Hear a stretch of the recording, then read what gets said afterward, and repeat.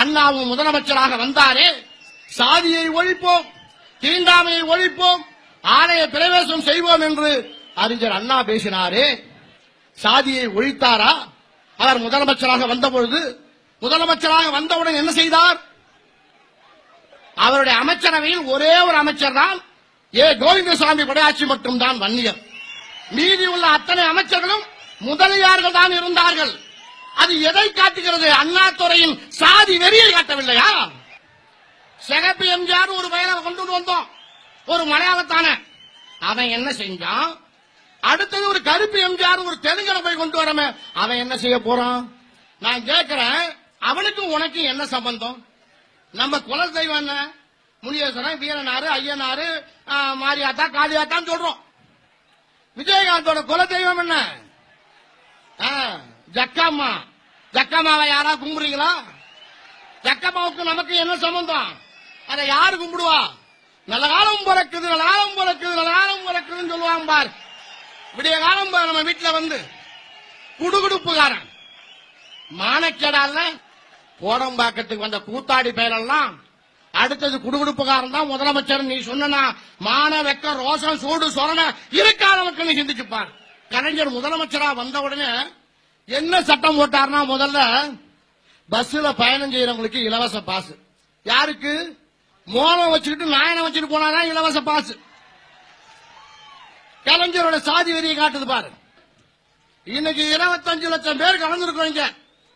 நாம 2.5 கோடி பேர் இல்லையா? ஒரு மாவட்டத்துக்கு ஒரு 10 குடும்பம் கூட இல்ல மோளம் அடிக்கிற குடும்பம், அவங்க 10 லட்சம் பேர் இருக்கிறாங்களா பாரு.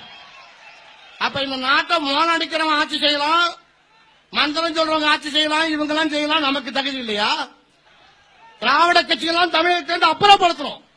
இந்த திராவிடன் பேசி என்ன செஞ்சான்? திராவிடன் எதுக்கு பேசுறான்? யார் பேசுறா?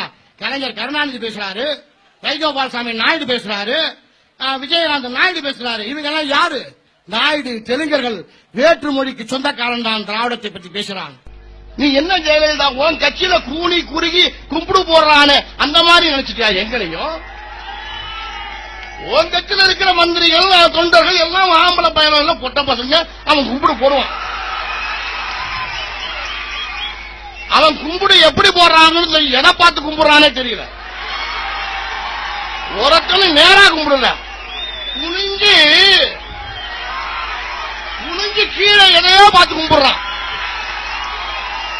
அப்படி உத்தரவு அம்மாவோட உத்தரவு, நீ இதை பார்த்துதான் கும்பிடணும். ஏன்னா எம்ஜிஆரே அதை பார்த்து கும்பிட்டு இருக்காரு, அதனால நீங்களும் கும்பிடுங்கடா. அப்ப அவன் கும்பிடுவான், நாங்களும் கும்பிட முடியுமா? நான் கேட்கிறேன், ஒரு மிகப்பெரிய பத்திரிகை ஒரு நாளைக்கு 1 கோடி ரூபாய்க்கு மேல போகுது, தினத்தந்தி பத்திரிகை. அவங்க போட மாட்டேங்கிறீங்க. ஆனா அதே சென்னையில ஒரு ஹோட்டல் அதிபர் ஒரு வழக்கில் சிக்கினாரு, அவரை பற்றி அந்த பத்திரிகை இதுவரைக்கும் எழுதலையே. உங்க சாதிக்காரன்னா அப்ப உனக்கு அது சாதி வெறிதானே? நான் கேட்கிறேன், எனக்கு வரலாறு உண்டு. என்னுடைய குலத்தொழில் விவசாயம் செய்வதும் போர் புரிவதும் தான் என் சாதியோட குலத்தொழில்.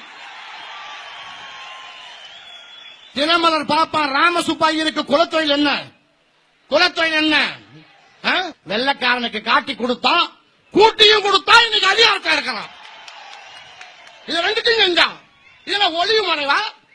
ஓ சாதியை பத்தி நான் பக்கமா பேசணும், நாரி விடுமாச்சு. எங்களை பார்த்து கோவில்ல மந்திரம் சொல்ல ஒரு பார்ப்பன நாய் நீ எழுதுற. அவர் அந்த மாதிரி கருத்துக்களை சொன்னதுக்கு தமிழ்நாட்டில் இருக்கிற எல்லா சமுதாயங்களும், தலித் சமுதாயம் அல்லாத எல்லா சமுதாயங்களும் குரு பேசினது சரியான பேச்சுதான் அப்படின்னு சொல்லியிருக்காங்க. ஐயாவால் அடங்கி இருக்கிறோம், இல்லைன்னா இந்த நாட்டையே கொளுத்துவோம். எங்களுக்கு மிஞ்சினது எதுவும் கிடையாது. என்ன பண்ண முடியும்? எந்த விசாரணை வந்து எங்க மயிரை புடுங்குமா? நாங்க அதை பத்தி கவலைப்பட போறோமா? என்ன பண்ண முடியும்? என்ன பண்ணிட முடியும்? பாட்டாளி மக்கள் கட்சி தான் உங்க கட்சி. இது வன்னியுடைய கட்சி. கேட்பான், இது சாதி கட்சியா? இது சாதி கட்சி தான்.